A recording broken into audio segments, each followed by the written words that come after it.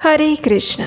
आप सभी को देव उत्थान एकादशी की बहुत सारी शुभकामनाएं।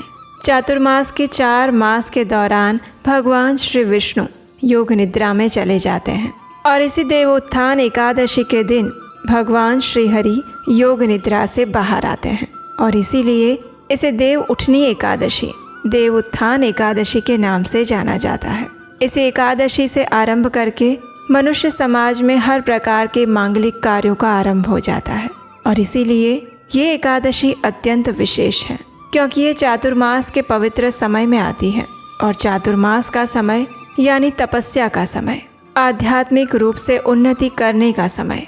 ये मनुष्य जीवन तपस्या के लिए बना है और तपस्या का अर्थ है काम वासना का नियंत्रण, भोजन पर संयम और अपने मन का शुद्धिकरण। और ऐसा करके मनुष्य अपने आध्यात्मिक कार्यों के लिए समय को बचा सकता है और व्यक्ति आंतरिक और बाह्य रूप से अपना शुद्धिकरण कर सकता है।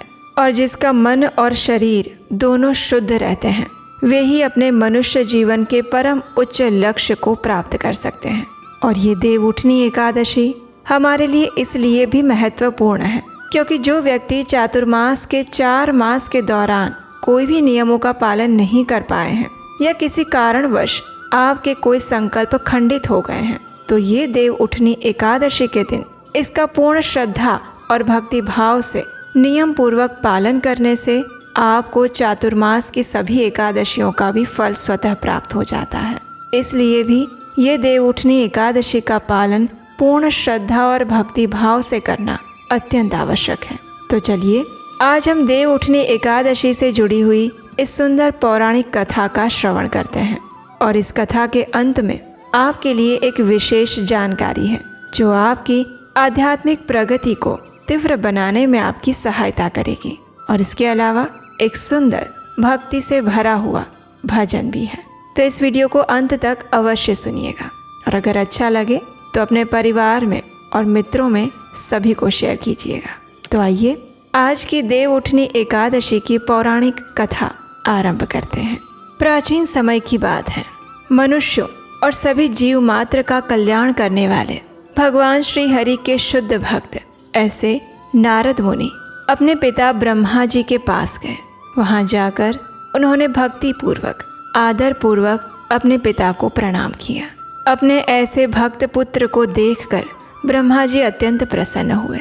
उन्होंने उनका प्रणाम और आदर सत्कार स्वीकार किया और उन्हें आसन पर विराजमान होने की आज्ञा दी।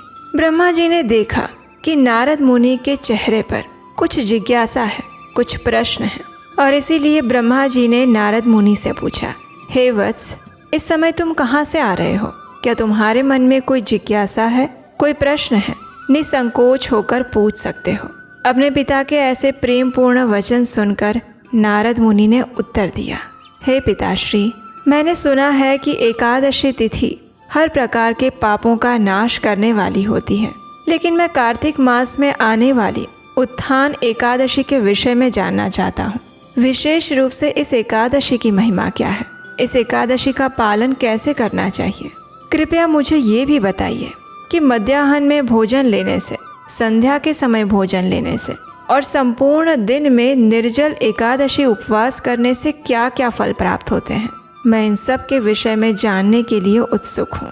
नारद मुनि का जन कल्याण हेतु ये प्रश्न सुनकर ब्रह्मा जी मुस्कुराए और उन्होंने कहा, हे वत्स, जितना शुद्ध तुम्हारा हृदय है उतने ही निश्चल तुम्हारे प्रश्न हैं जो कि वास्तव में जीवात्मा का कल्याण करने वाले हैं। इसलिए अब ध्यान से सुनो। कार्तिक मास के शुक्ल पक्ष में आने वाली एकादशी को देव उत्थान एकादशी कहते हैं। कार्तिक मास के पवित्र समय में इस एकादशी का व्रत ना करने वाले या फिर भगवान विष्णु की उपासना ना करने वाले मनुष्य के चाहे जितने ही पुण्य कर्म क्यों ना हो, लेकिन वो सभी नष्ट हो जाते हैं। और इसीलिए आप भले ही जितने पुण्य कर्म करें, लेकिन कार्तिक मास में आने वाली इस एकादशी का पालन करना अत्यंत आवश्यक है। इस दिन भगवान श्री हरि के विषय में सुनना चाहिए और सुनने के बाद वक्ता को यथा सामर्थ्य दान देना चाहिए और ऐसा करने वाला मनुष्य भगवत धाम जाता है। उत्थान एकादशी व्रत का निष्ठा से पालन करने वाले 100 जन्मों के पाप भी नष्ट हो जाते हैं। जो व्यक्ति उत्थान एकादशी के दिन रात्रि में भगवान श्री विष्णु को याद करते हुए जागरण करते हैं, उसके भूत, भविष्य और वर्तमान की सभी पीढ़ियां वैकुंठ धाम में गमन करती है।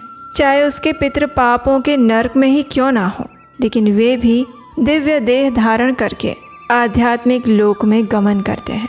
जो भी व्यक्ति इस देव उत्थान एकादशी का पालन करता है वो अत्यंत शिक्षित और विख्यात कुल वाला बन जाता है, और इसीलिए सभी कार्यों को छोड़कर मनुष्य को इस एकादशी व्रत का पालन करना चाहिए।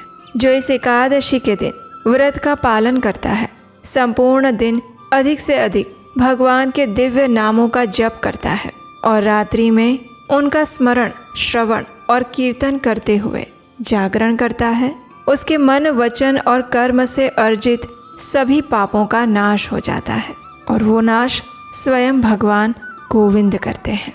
उसके पुण्य फल असीम हो जाते हैं और वो महान भय से मुक्त हो जाता है। हे नारद, अगर इस दिन कोई दिन में एक बार भोजन लेता है तो उसके एक जीवन के पाप समाप्त हो जाते हैं। अगर कोई संध्या के बाद भोजन लेता है तो उसके 2 जन्मों के पाप नष्ट होते हैं। और संपूर्ण व्रत करता है, यानी कि बिना अन्न और जल के अगर वो संपूर्ण दिन देव उत्थान एकादशी का पालन करता है तो उसके 7 जन्मों के पाप नष्ट हो जाते हैं। ये वही एकादशी है जो मंदार पर्वत के समान पापों को नष्ट कर देती है। ब्रह्मा जी के मुख से इस एकादशी की इतनी महिमा का श्रवण करने के बाद नारद मुनि ने फिर से उनसे पूछा, हे पिताश्री, इस देव उत्थान एकादशी की महिमा तो अपार है और इसका श्रवण करके मैं वास्तव में धन्यता का अनुभव कर रहा हूँ। अब आप मुझे इसका पालन करने की विधि बताइए। तब ब्रह्मा जी ने कहा, हे पुत्र, ये अत्यंत पवित्र एकादशी है और इसीलिए इसका पालन भी पवित्रता पूर्वक करना चाहिए। और उसके लिए सबसे पहले ब्रह्म मुहूर्त में उठना चाहिए, मुख साफ करके स्नान करना चाहिए और भगवान केशव की उसके बाद उपासना करनी चाहिए। भक्ति भाव पूर्वक उपवास रखना चाहिए। अन्न और अन्न से बनी हुई सभी पदार्थों का त्याग करना चाहिए। अगर संभव है तो जल का भी त्याग करना चाहिए। रात्रि के समय जागरण करके भगवान विष्णु के निकट रहना चाहिए। उनकी कथाओं का श्रवण करना चाहिए, कीर्तन करना चाहिए। रात्रि जागरण करते हुए भगवान के दिव्य गुणों का श्रवण कीर्तन करते हुए जो संपूर्ण रात्रि व्यतीत करता है वो परम धाम को प्राप्त कर लेता है। इस दिन भगवान श्री कृष्ण की आराधना कपूर, फल और पुष्पों के साथ अभिषेक के साथ करनी चाहिए। वे समस्त भक्तिमय कार्य इस एकादशी के दिन करने से हर प्रकार के तीर्थों में स्नान करने का और हर प्रकार के दान देने का संपूर्ण फल तो मिलता ही है, लेकिन उसके साथ साथ उन सब से 1 करोड़ गुना अधिक लाभ प्राप्त होता है। इस दिन विशेष रूप से ताज़े तुलसी के पत्तों और सुगंधित फूलों से भगवान जनार्दन की पूजा करनी चाहिए और ऐसा करने वाले मनुष्य के 10,000 जन्मों से अर्जित पाप भगवान स्वयं नष्ट कर देते हैं। इस देव उत्थान एकादशी के दिन तुलसी महारानी की सेवा पूजा करने का विशेष प्रावधान है।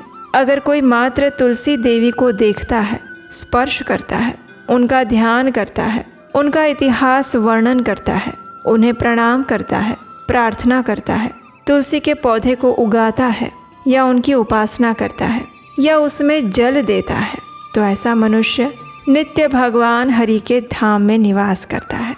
हे नारद, जो इन 9 विधियों से तुलसी देवी की सेवा करता है वो उतने हजारों युगों तक आध्यात्मिक जगत में आनंद पूर्वक रहता है जितने विकसित तुलसी पौधे में जड़ें और जड़ों की उपशाखाएं होती है। हे नारद, इस प्रकार भगवान केशव की उपासना करके द्वादशी के दिन प्रातः शीघ्र उठना चाहिए। स्नान करके भगवान श्री कृष्ण के पवित्र नामों का जप करके उनकी उपासना करनी चाहिए और फिर भगवान को अर्पित प्रसाद ब्राह्मणों को भोजन खिलाकर अपना व्रत पूर्ण करना चाहिए और फिर उन्हीं की आज्ञा से कुछ अन्न ग्रहण करना चाहिए। अपनी क्षमता अनुसार दक्षिणा देनी चाहिए। अपने गुरु की उपासना करनी चाहिए और उन्हें दान देना चाहिए। ऐसा करने से भगवान प्रसन्न होते हैं। इस एकादशी के दिन चातुर्मास समाप्त होता है और इसीलिए इस एकादशी में विशेष रूप से जो चातुर्मास में त्याग की हुई वस्तुएं हैं उन्हें ब्राह्मणों को दान में देना चाहिए। ब्रह्मा जी के मुख से इस देव उत्थान एकादशी के विषय में इस दिव्य कथा का श्रवण करके नारद मुनि ने कृतज्ञता का अनुभव किया और इसी महिमा का गुणगान करने के लिए उन्होंने पृथ्वी लोक पर गमन किया। तो ये थी आज की हमारी देव उठनी एकादशी की पौराणिक कथा। हमें आशा है कि आप सभी लोग इसकी महिमा का श्रवण करके इस देव उत्थान एकादशी का पूर्ण श्रद्धा और भक्ति भाव से पालन कर रहे होंगे। चलिए अब बात करते हैं एक गुड न्यूज़ की। आखिर 3 साल बाद फिर एक बार हम आपके लिए वही विशेष आत्मसात कोर्स लेकर आ रहे हैं।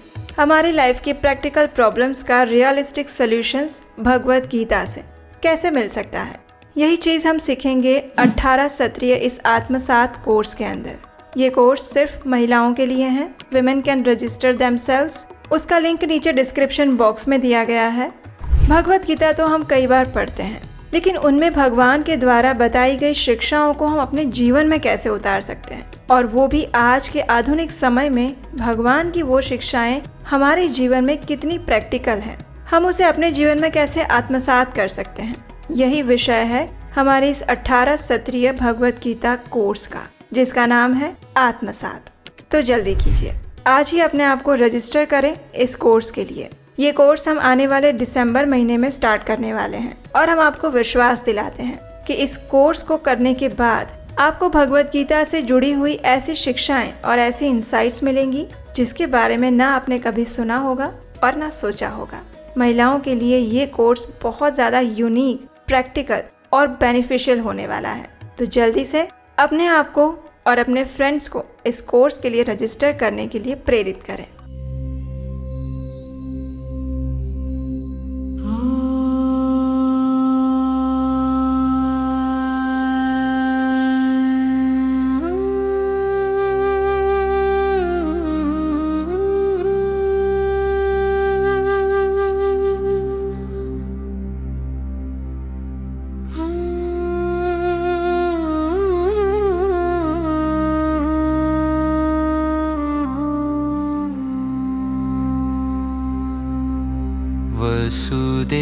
वसुदेवसुतं देवं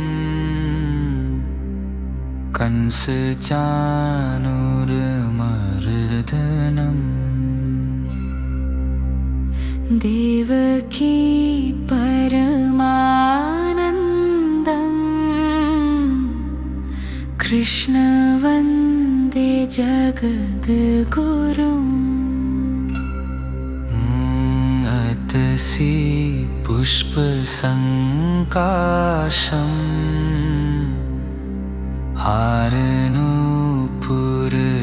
हारनूपुरशोभितं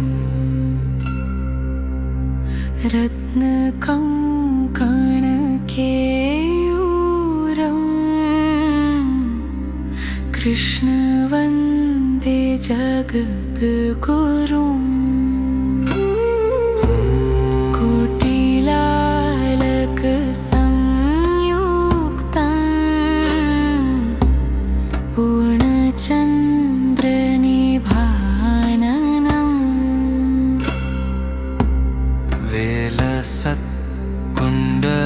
कुण्डलधरं कृष्णं वन्दे जगद्गुरुम् मन्दारगन्धसंयुक्तं चारुहासं चतुर्भुजम्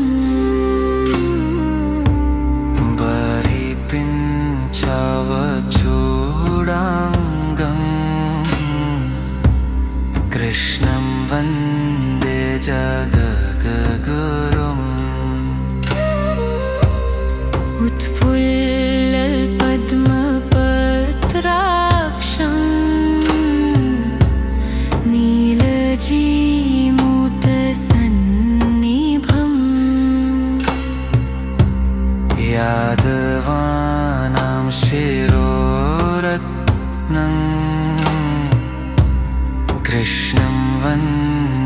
जगद्गुरुम्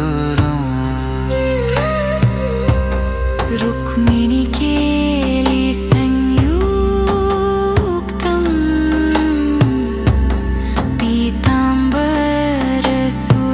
पीताम्बरसुशोभितम्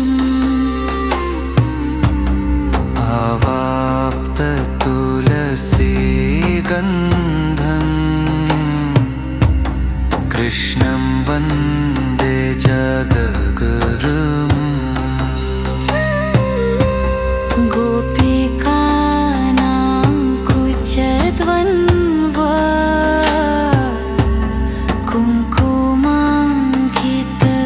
कुङ्कुमाङ्कितवक्षसम् श्रीनिकेतं महेश्वासम् कृष्णं वन्दे जगद्गुरुम् श्रीवत्साङ्कं महोरस्कं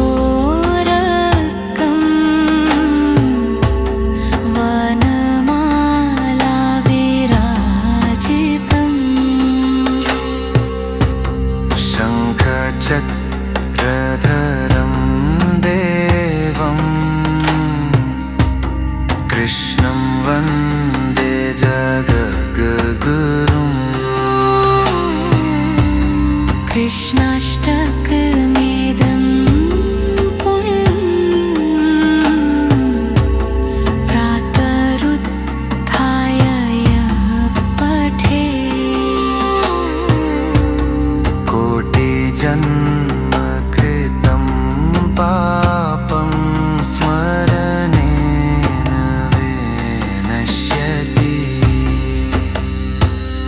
इति श्रीकृष्णाष्टकं सम्पूर्णम् हरे कृष्णा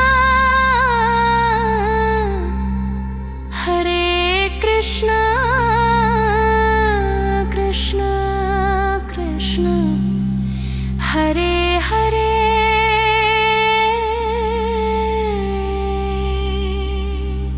हरे राम